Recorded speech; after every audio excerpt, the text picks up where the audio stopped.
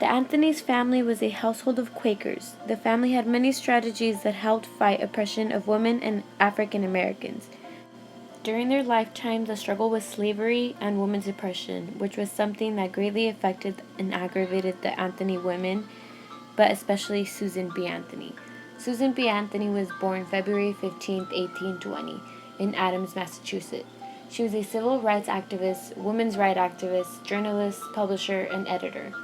She worked as a teacher before becoming the leading figure in the abolitionist and women's rights movement.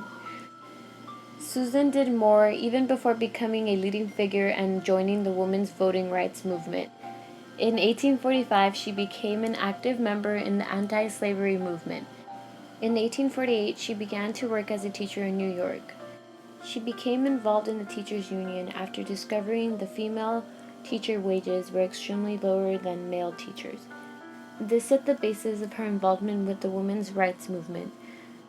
Susan's introduction to Elizabeth Stalin sparked her interest in the women's rights movement, but she was not fully engaged up until the moment she heard Lucy Stone's speech in 1852. In 1853, Anthony campaigned for women's property rights in New York. She spoke at meetings, created petitions, etc. In 1854, she addressed the National Women's Rights Convention and urged more petition campaignings.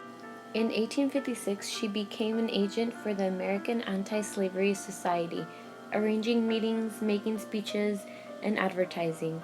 In 1856, Anthony served on a business committee of the National Women's Rights Movement.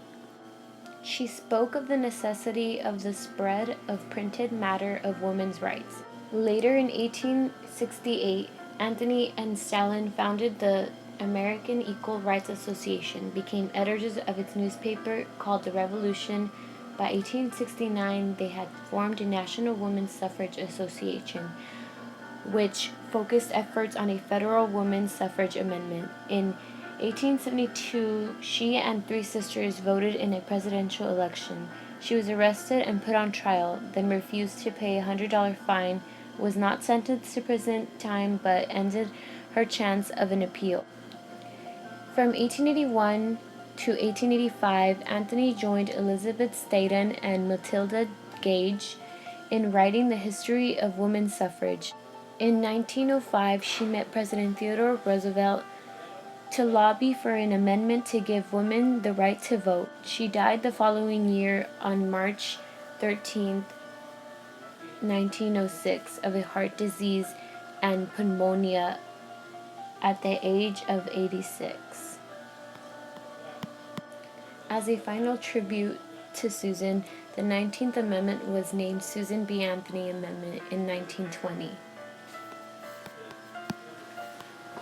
Throughout her entire life, Susan B. Anthony fought for women's rights, fought against slavery, fought for women's suffrage, and so much more. Because she believed that during the time all women experienced injustice, she fought to make it right. She affected society in a very powerful way because she brought attention to all the injustices that women experienced. She worked to involve people and change the lives of women. Not only did she change the lives of women during her lifetime, she did it for all women. She managed to achieve her goal after a long struggle